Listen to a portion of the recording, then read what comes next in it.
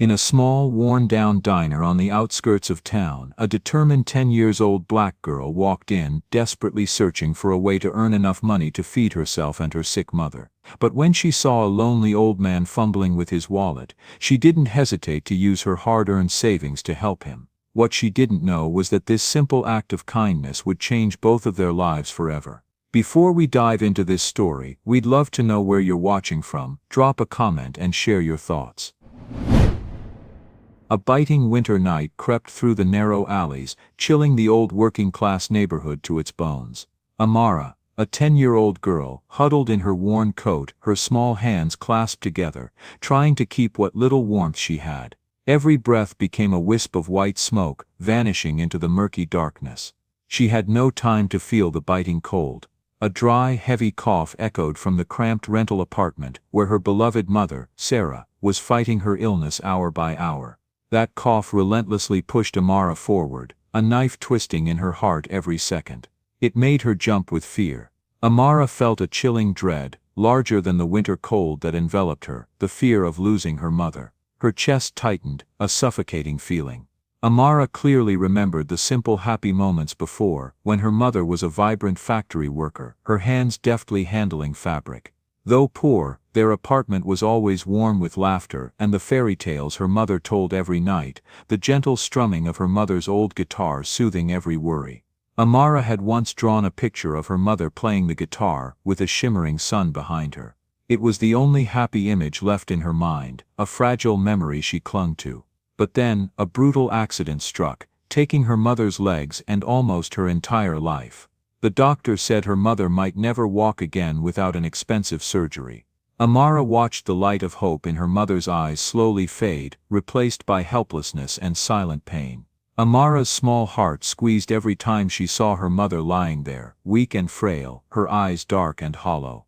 Despair grew in Amara as she tried to find any work she could, from washing cars to doing odd jobs at grocery stores, but everyone refused a scrawny child who wasn't old enough to work legally. Her stomach often growled as she tried to skip meals to save money, a constant reminder of the burden on her shoulders. Amara felt like she'd tried everything, but it was all hopeless. One evening, after tucking in her delirious mother, Amara sank to the floor in a corner of the room, sobbing silently, only choked whimpers escaping. The smell of dampness and medicine mingled in the air, making it hard to breathe, as if the air itself was against her. The faint streetlights shone through the window, revealing the tears streaming down Amara's cheeks. She felt so small and helpless. "Mom, what am I going to do?" she whispered, her voice lost in a sob, her throat raw. She thought about giving up, about just sitting there and crying until she had no more tears. But the image of her mother's frail face appeared in her mind, along with her mother's words, "My daughter is so strong, never give up hope." A thought flashed in Amara's mind, a tiny spark in the dark. She remembered an old flyer taped to a lamppost at the intersection, "Part-time help needed, the corner eatery." Even if it was just a faint hope, a thin thread to cling to, it was all Amara had right now. She clenched her fists until her knuckles turned white, her nails digging into her skin. "I have to do something. I must make it work," Amara told herself, her voice choked but full of resolve. A flicker of determination ignited in her tired eyes, pushing away fear and replacing it with an iron will. The next morning, Amara woke up earlier than usual, her heart filled with worry and a hint of excitement. She hadn't been able to sleep after deciding to find a job. Looking at her mother still sleeping, her face pale and frail, Amara's heart twisted again. She gently went to the bed, softly stroking her mother's thin hair. "Mom, I'm sorry," Amara whispered, her voice catching. "I know you won't agree, but I have to do something. I can't watch you suffer like this forever." She kissed her mother's forehead, then quietly prepared to leave. But just as Amara was about to open the door, Sarah's weak voice floated from the bed, "Amara, where are you going?" Sarah had woken up. She tried to push herself up, her face showing clear signs of exhaustion and worry. Her eyes looked at Amara with suspicion. Amara froze, her heart feeling like it had stopped. She turned back to look at her mother, her eyes dry but filled with unease, and looked down. Sarah's face was white. She tried to move her legs but couldn't, helplessness clearly visible. She looked at her daughter, tears starting to stream down her cheeks, soaking into the thin pillow. She felt like a burden, a misfortune to her daughter. "No, Amara, you're too young. I don't want you to struggle because of me. You have to go to school, do you understand?" Sarah's voice grew sharper, not out of anger, but from the rising despair. She couldn't accept her tiny daughter having to work when she lay there, useless. "Please, my child, don't make me sadder," Sarah sobbed, her voice trembling. "You're all I have." Amara quickly ran to the bed, hugging her mother tightly, hot tears streaming down her cheeks. "No, Mom, you're not a burden. I love you. I just want you to get well." Amara choked out, "I'll only do light work, Mom. I'll just clean, nothing heavy, I promise. Don't worry about me." She tried to reassure her mother, though she was terrified inside too. Amara squeezed her arms around her, feeling her mother's fragility, and the pain of being unable to do anything else pierced her heart. "Mom, I can do it. I'm big now. I'll be careful. Please trust me." Amara looked up at her mother, her eyes determined, resolute, full of love, but also bearing the hurt of watching her mother suffer. Sarah looked at her daughter, seeing a frightening maturity in those tiny eyes, seeing a burden too heavy on Amara's shoulders. She held her daughter tight, tears flowing, mixing with Amara's. She couldn't stop her child, couldn't do anything else. It was a moment of despair, helplessness, but also full of love and sacrifice from both sides. Amara took a deep breath, trying to swallow the anxiety swirling in her stomach, then pushed open the creaky door of the corner eatery. The old wind chime jingled, clearly audible in the quiet space of the diner. The smell of old grease, stale coffee, and a hint of mildew hit Amara's nose, making her wrinkle it, her stomach clenching. The faint yellow light only illuminated the stains on the walls, the faded wooden tables, and the torn upholstered chairs, creating a gloomy, heavy atmosphere. The place was empty, with only a few scattered empty chairs.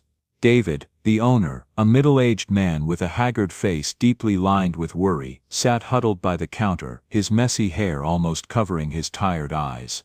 He sighed heavily, his hand pressing hard on the crossed-out numbers in a worn ledger, every action radiating helplessness. The pressure from the failing diner, family burdens and past betrayals had made David a gruff, difficult man. He always looked at everything with suspicion, afraid of being deceived again, always on guard.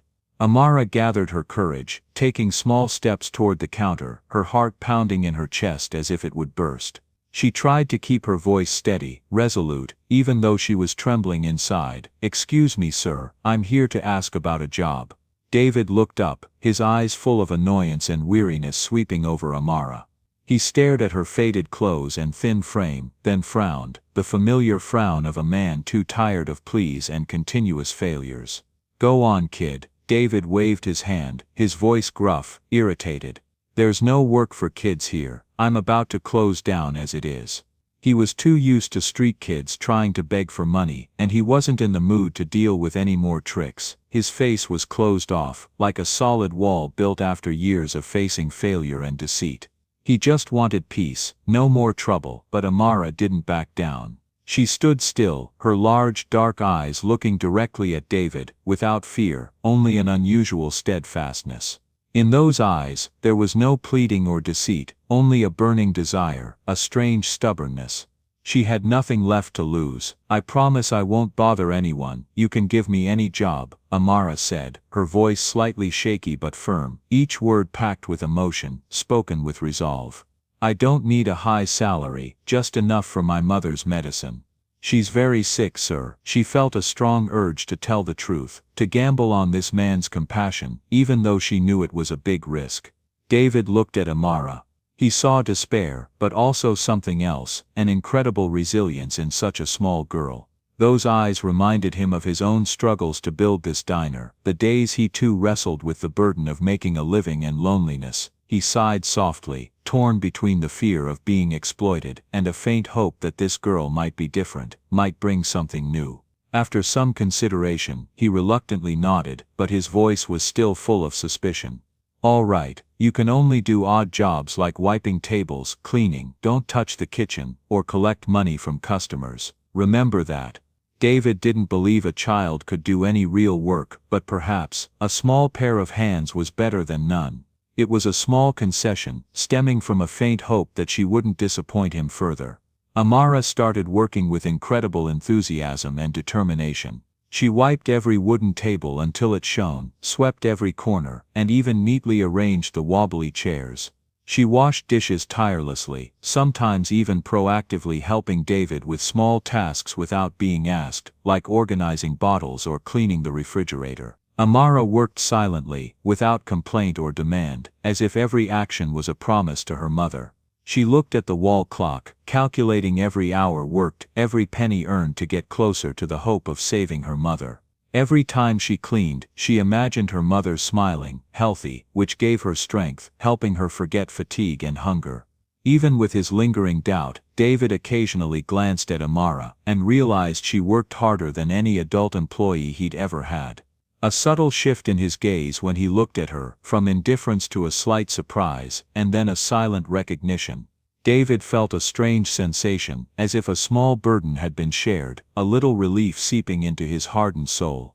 Despite working hard, Amara still felt the scrutinizing, sometimes scornful, glances from a few regular customers, especially the more elegantly dressed individuals often looked at her with irritation, as if her presence tainted their elegant space. Once, a woman in an expensive fur coat frowned when Amara accidentally brushed her handbag while wiping a table, then quickly pulled it away as if afraid of contamination, accompanied by a slight huff. Those quiet whispers, discreet sneers, or cold stares pierced Amara's heart, each one a fresh cut to her self-esteem. She understood she was being judged not just for being a child, but for being poor, and from a class they considered inferior. Humiliation surged, choking her throat, but Amara swallowed her tears. She clenched the broom in her hand until her knuckles were white. "I can't give up, I have to prove them wrong, only hard work will get me through this, they'll have to change how they see me," she told herself, her voice a whispered vow. She continued her work with unwavering determination, her eyes still holding the flame of hope and resolve. She knew her mother Sarah was waiting for her, and that was the only motivation to stand firm, despite all the contempt and scornful looks. The biting winter days continued to pass, bringing heavy snowfalls. The corner eatery remained gloomy as ever, but for Amara, every shift was a small relentless battle. She toiled tirelessly, her small hands calloused, her thin shoulders trembling with fatigue, yet she never stopped. Every penny she earned was as precious as gold, for it was the hope that her mother Sarah could continue treatment, the only thread holding her mother's life. Amara saved every cent, sometimes skipping lunch just to save a little more money, her stomach often churning with hunger.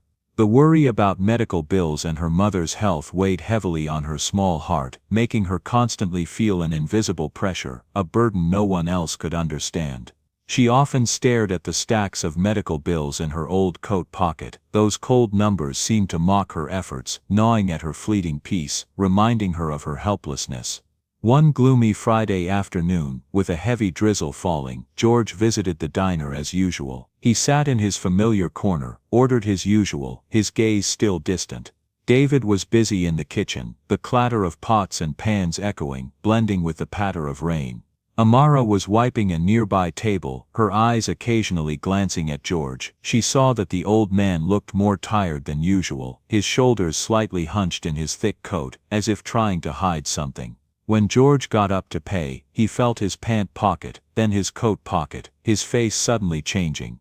His eyes wide with alarm, his hand trembled as he ran it through his gray hair, searching frantically. "Oh no, I forgot my wallet," he whispered, his voice shaky, loud enough for Amara to clearly hear. Embarrassment and shame were clearly visible on the old man's weathered face, making him look down. George glanced at David, who had his back to the counter, and felt a sense of helplessness, the loss of a man who once had everything but now faced this ironic situation. Amara froze, her heart pounding in her chest. She looked at George, then down at her hand, clutching the cleaning rag. In her coat pocket was the meager money she had saved, the money for her mother's next dose of medicine, money more precious than her own life. Amara's heart tightened, beating rapidly, almost bursting from her chest. "I have to do the right thing. He needs me, and Mom will understand. This is the right thing." Amara told herself, remembering her mother's warm firm voice, "Kindness will always find its way, my child." No matter how hard it is, never forget to help others. Amara took a deep shaky breath, swallowed, then walked closer to the old man. Sir, it's okay, I'll pay for you. She took out the crumpled dollar bills from her coat pocket and placed them on the counter, her hands still trembling. It was all she had earned after many days of hard work. George looked up, his eyes wide with surprise at Amara. He couldn't believe a skinny girl, probably poorer than he was right now, would be willing to help without a second thought, without any calculation. He started to refuse, to say it wasn't necessary, but Amara quickly turned away, pretending as if nothing had happened, continuing to clean, her back to him, so he wouldn't see the tears welling in her eyes, tears of sacrifice and courage for making such a big decision for her age. A burden too heavy for her small shoulders. George was deeply moved, but also felt an indescribable shame realizing he had become so helpless that he had to rely on a child. Just then, David came out of the kitchen with a tray full of dirty dishes, the clatter of pots and pans echoing. He saw Amara placing money on the counter for George. David's eyes narrowed, his brow furrowed deeply. He had been under too much pressure from the failing business, and once a former employee had exploited his trust to embezzle money, making him extremely wary, suspicious, and quick to anger, always seeing things in the worst light. In that instant, all that frustration and suspicion erupted into an uncontrollable rage, burning away all his reason. Hey, Amara, what the hell do you think you're doing? David roared, his voice hoarse, echoing through the empty diner, making the air freeze. He slammed the tray onto the counter, the loud clatter making Amara jump, her whole body trembling. You're paying for customers on your own. Who gave you permission to pull a stunt like that? This isn't a charity, or do you think you can fool me? Are you trying to help someone, or are you trying to pull a fast one? David moved closer to Amara, his face red with anger, his eyes full of contempt and disappointment, glaring at her. He thought Amara was copying the old employee's trick, and that was something he couldn't forgive, because it touched his greatest fear, being betrayed and losing more. Amara stood frozen, unable to move even an inch, her eyes widened in shock, then quickly welled up, about to spill tears. Her lips moved, but she couldn't utter a single word to explain herself, her throat choked. She had used her most important money, her mother's medicine money, to help a pitiful old man. Yet now, her kindness was being misunderstood as deceit, trampled on mercilessly. Hot tears streamed down Amara's cheeks, falling onto the old cleaning rag, soaking it with humiliation. She felt wronged, humiliated, and completely misunderstood, as if the whole world had turned its back on her. Amara's whole body trembled in waves, her heart pounding so fast she thought it might burst, each beat painful. She wanted to scream, to explain, to prove her innocence, but her throat was choked. No, I didn't. Amara tried to speak, but her voice was only a weak whimper, mixed with sobs, completely hopeless. The pain of injustice and helplessness enveloped her. David shouting, and Amara's choked sobs froze the air in the corner eatery. A tense silence hung, broken only by Amara's gasps and the soft patter of rain outside, adding to the bleakness. George, who had witnessed everything, felt a jolt run down his spine, a surge of shock and indignation. Amara's pain, her unspoken injustice, awakened something deep within him, the pain of helplessness, when witnessing a loved one being hurt, a feeling he had buried for so long since the death of Eleanor and Lily. He couldn't let Amara suffer this injustice, just as he couldn't protect his own family. He felt he had to act, to speak up for her. A fire, long dormant, ignited within him. George shot to his feet, his eyes burning with a sharp light, completely unlike their usual melancholy. Instead there was resolve and integrity, a powerful gaze.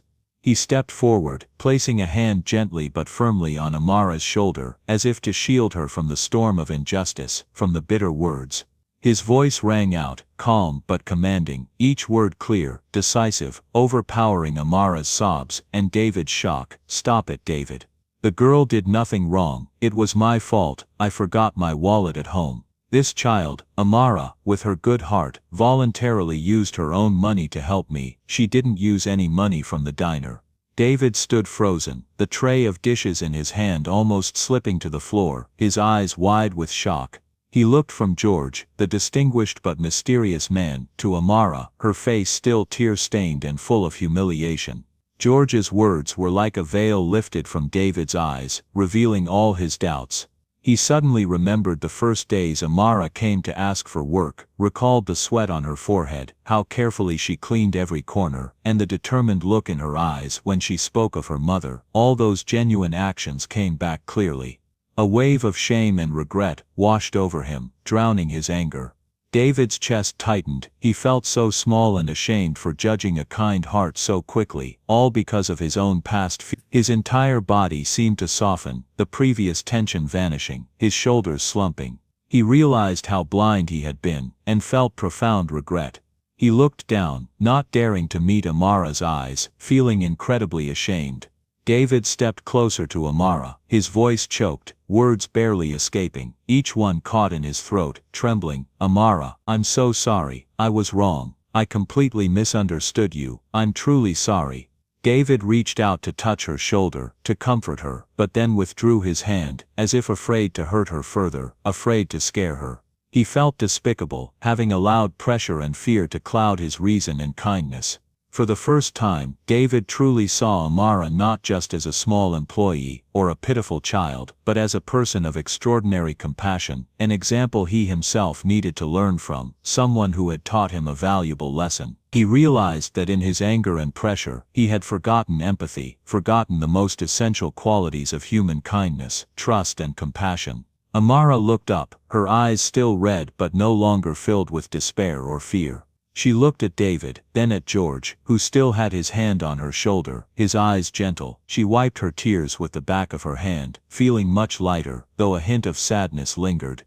George gently squeezed Amara's shoulder, his eyes full of gratitude and respect, like a father comforting his daughter, imparting peace and security. "Are you okay, Amara?" he softly asked, his voice warm, full of concern. Amara nodded slightly, a faint smile gracing her lips, relieved as if a long-held burden had been lifted. This moment tightened the bond between Amara and George, a wordless understanding between two souls who had known pain. And for David, it was a new door opening in his heart, a priceless lesson in trust and kindness. He realized he had almost lost a precious gem because of his rashness, and he was determined to change. The incident at the corner eatery that day left a deep impression on George. Amara's selfless kindness, even in her own dire circumstances, had touched the very core of the loneliness and despair he had carried for so long. He not only felt Amara's purity, but also saw a part of Lily, his daughter, in her innocence and courage, a vivid memory flooding back. This was the first time in many years that George felt a clear purpose in life, a reason to escape the shadow of loss, to rise from the depths of despair. Amara's compassion had awakened compassion within him, and he realized that the best way to honor his family's memory was to live a meaningful life, helping those less fortunate, so his love wouldn't be buried. He decided he had to do something, not just for Amara, but for himself, to find meaning in his dark life, to live more fully. A few days later, George went to Amara's apartment. He stood before the old door, taking a deep breath before knocking, feeling a sense of anticipation. When Amara opened the door, she was surprised to see the old man standing there, his face no longer melancholy as usual, but instead calm, warm, his eyes full of concern. "Hello, Amara," George said, his voice warm and gentle. "I wanted to talk for a moment, if you have time." Amara invited him in, her heart filled with curiosity and a little hope. In the small cramped room, her mother Sarah lay on the bed, weakly smiling and greeting George. George sat on the old chair, looking directly at Amara, his eyes full of determination. He not only returned the money she had used to pay his bill, but also placed a thick white envelope on the table, simple in appearance, but containing an entire future. "This is the money for your mother's surgery," George said, his voice slightly shaky with emotion, but his eyes steady, "and for her recovery costs afterward. I'll take care of everything. Please consider this a gift from the charity fund I've just established in memory of my family, an act from my sincere heart." Amara froze, her eyes wide with disbelief at what she was hearing. She looked at the envelope, then at her mother, then back at George, repeating the action as if to confirm this wasn't a dream. Tears began to stream down Amara's cheeks, tears of happiness and relief. She choked up, her self-esteem and her mother's lessons about self-reliance deeply ingrained since childhood. She had always been taught to overcome difficulties on her own, not to depend on anyone. She felt this burden was too great to accept, an intense struggle within her. Sarah also spoke weakly, her voice faint. "We can't accept this, sir. This kindness is too great. We will try to manage on our own, no matter how difficult." But George patiently explained, his voice deep and sincere, each word like honey to Amara's ears, soothing her worries. "Amara, Sarah, this isn't charity. This is an opportunity for me to find peace, so my life won't be meaningless anymore. I lost my family, and I see a spark, a hope in you two. You've given me something more precious than any money, trust and a purpose in life. Please let me do this, as a way for me to heal, and also to honor the memory of those I love. Please accept, give me a chance to help." Amara looked deeply into George's eyes, seeing his sincerity and his pain that had been soothed, a heartfelt plea from the depths of his soul. She took a trembling breath, then gently nodded, tears of gratitude streaming down her cheeks, her lips moving silently.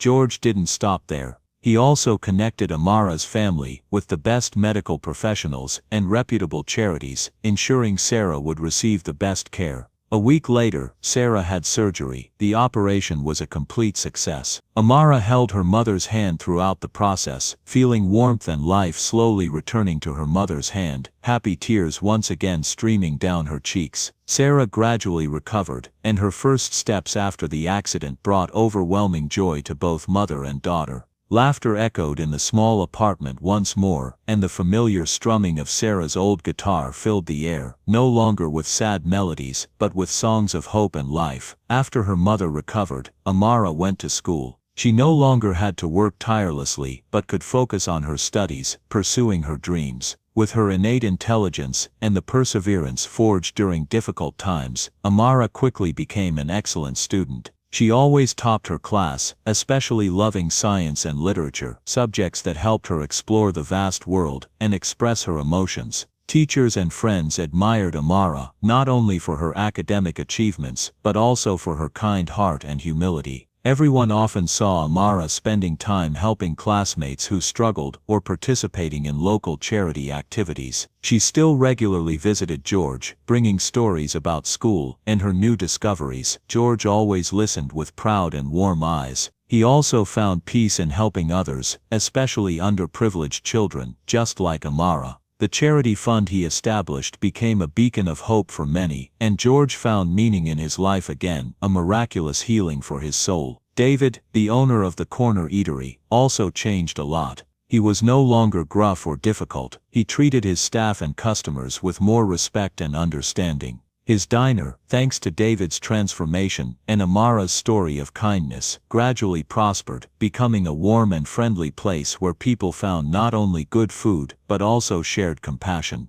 From a gloomy place, the corner eatery became a symbol of rebirth, kindness, and strong community spirit. And Amara, the 10-year-old girl from before, had now grown into a strong and compassionate young woman. With her excellent academic achievements, Amara received a full scholarship to a prestigious university, pursuing her dream of becoming a doctor to help those in need, especially patients who couldn't afford medical care. She never forgot the hardships she had faced, never forgot George's kindness, and never forgot the lesson of resilience and compassion. Amara grew up, continuing to spread her kindness and empathy, becoming a shining example for the community, a living testament to how kindness can reach far and heal all wounds, bringing hope to those in despair. It was a journey of healing, unconditional love, and faith in the future. Join us to share meaningful stories by hitting the like and subscribe buttons. Don't forget to turn on the notification bell to start your day with profound lessons and heartfelt empathy.